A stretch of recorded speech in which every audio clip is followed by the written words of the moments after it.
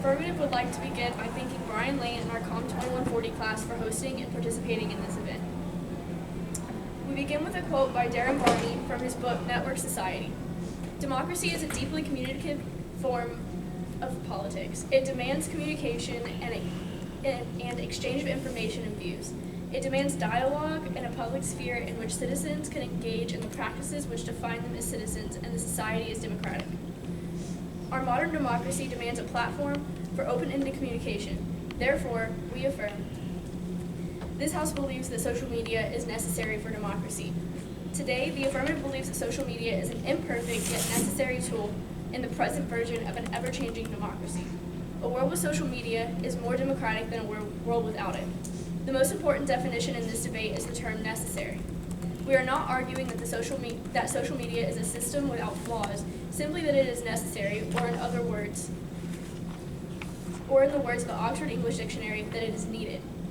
Oxford English Dictionary also provides an alternate definition of necessary: indispensable, vital, essential. All synonymous. Neither of these definitions imply that the thing needed has to be best or perfect. We just have to prove to you that democracy would not be the same if this platform did not exist to connect individual citizens. Oxford English Dictionary defines social media as websites and applications which enable users to create and share content or to participate in social networking.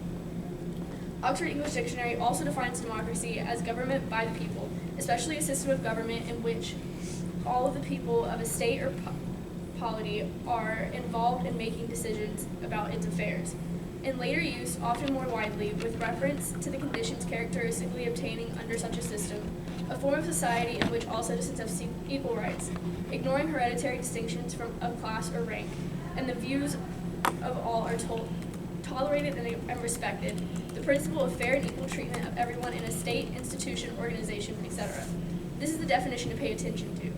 The affirmative will prove why these characteristics of democracy, keywords, all the people, cannot exist today without the platform of social media. The pro side admits that social media in its current form is not without flaws. Fake news, Russian hackers, bots, trolls, paid ads, etc. are all downsides to social media, but the benefits far outweigh the negative. Democracy continues to thrive when every voice is heard. When minority and individual voices are stifled, democracy is threatened. This is clear today in countries such as North Korea and Turkmenistan, where media serves as a mouthpiece of the state according to the Committee to Protect Journalists. The affirmative would also like to make clear that these problems that exist in both social media and democracy reflect the problems of human behavior. They are not intrinsic to the platform of social media and democracy, they are intrinsic to us as humans. Social media brings diversity to the public sphere and gives individuals and minorities a voice. Social media provides an equal platform for each and every individual. First, social media works to broaden communication, providing a factor for inclusivity, giving not only a voice but a platform to individuals as well as minorities, not just government officials or political leaders. Alexander Mong, a writer for The Odyssey, states, "The democratic engagement doesn't just end with politicians posting their messages or advertisements on social media. Unlike newspapers and TV news segments, the average Joe is able to make comments and tweet directly at campaigns as fast as it takes to click send. And the interaction between different people on social media sites is something you can find anywhere else. Social media is the voice of all the people." Second, social media broadens communication by bringing light to global issues and news, providing different perspective and opportunity. Because social media is unregulated, it allows for all means of communication and news outlets. It's not just in America, but globally. Mainstream media has political biases and withholds information. In conclusion, social media is necessary for democracy. Social media is not detrimental to democracy, and without social media, our democratic system would not be the same. Social media doesn't just help, but it is a vital part. Necessary does not mean beneficial. While social media is not a perfect system in the current time, it is an integral part to our existing democracy. All right. Callow, is that right?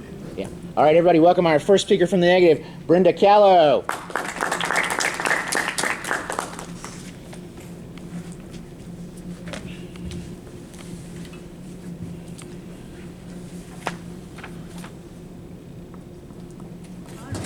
All right. House negates that social media is necessary for democracy. First, I would like to begin with the fact that social media is incredibly biased.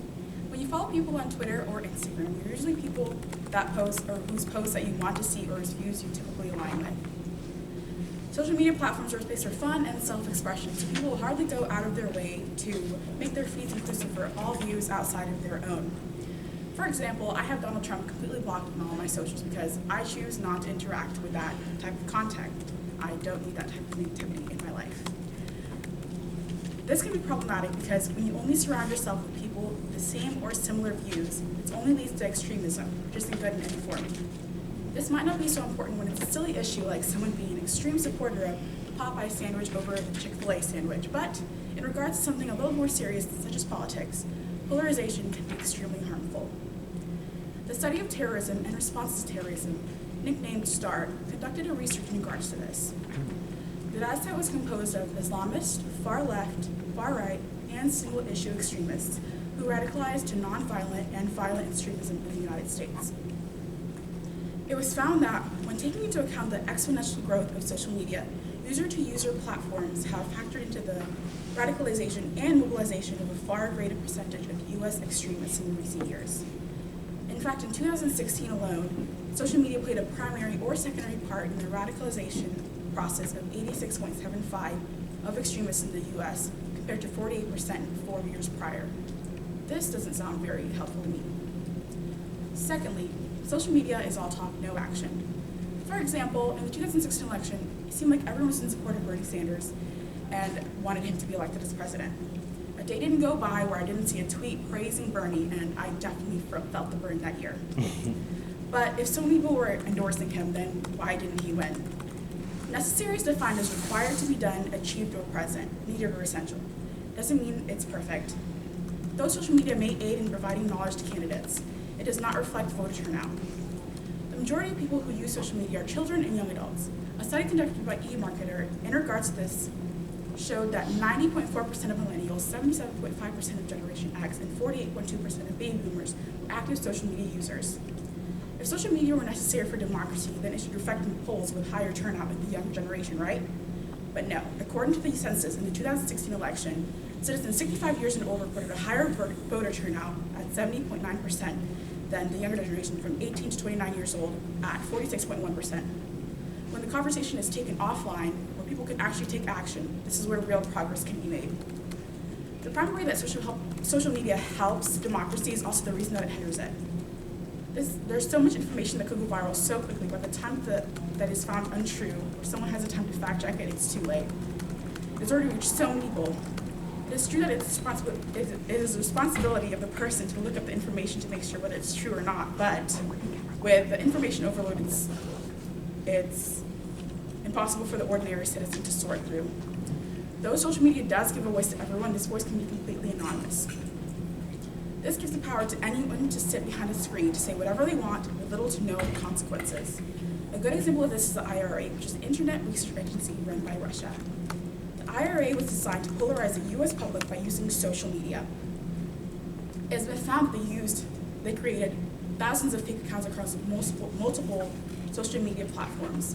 They use these platforms to target mainly marginalized groups such as Latinos and African Americans.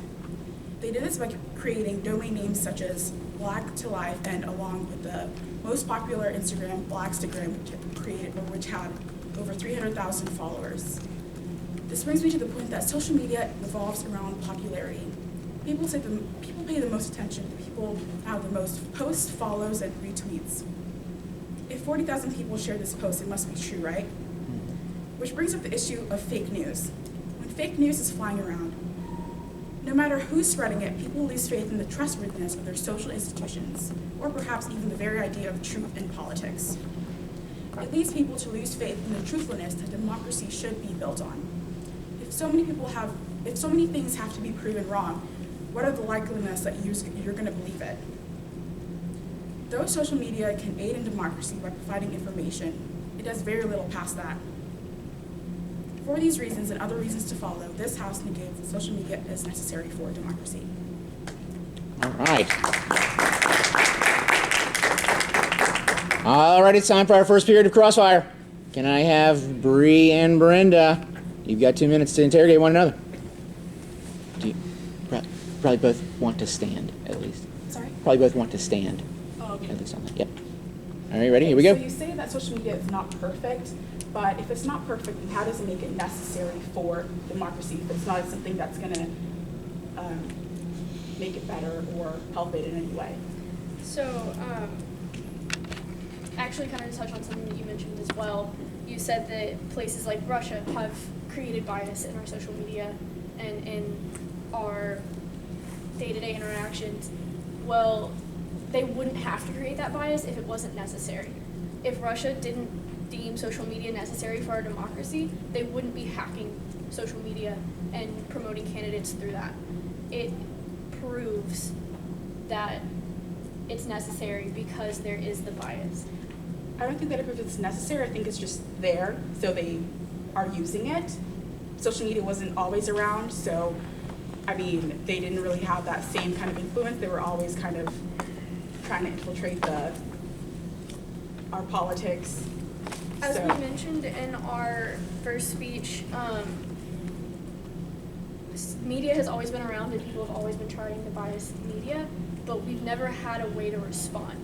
There's bias on social media, but if you actually read into the comments or look at any quote tweets, people call that bias out. And social media allows, because it's such an open platform, allows for people to voice their opinions, whereas news media, you can't just do that unless you have some kind of credibility and not even credibility, but just accessibility to that platform. I think the accessibility gives you more credibility because when you're on something like that, you have to tell some sort of truth. Like you can't just go up there and say anything that you want to say, or like on Twitter or anything else. You can just tweet anything you want. People can say, yeah, that's wrong, but it can go so far with just people tweeting anything that they want. 3, 2, 1. That's our time. Great job. All right, we're back to the affirmative side. So please welcome our second affirmative speaker, Ali Bobo.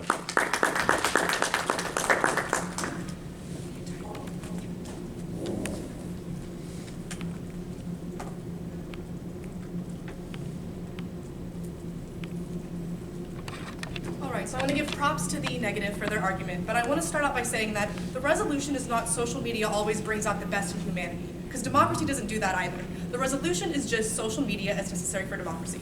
I'm going to start first by addressing a couple of the arguments the negative side makes. They first say that there is a bias that exists in social media, and they say that this bias wasn't really prevalent in other forms of media. Well, that's just simply not true. According to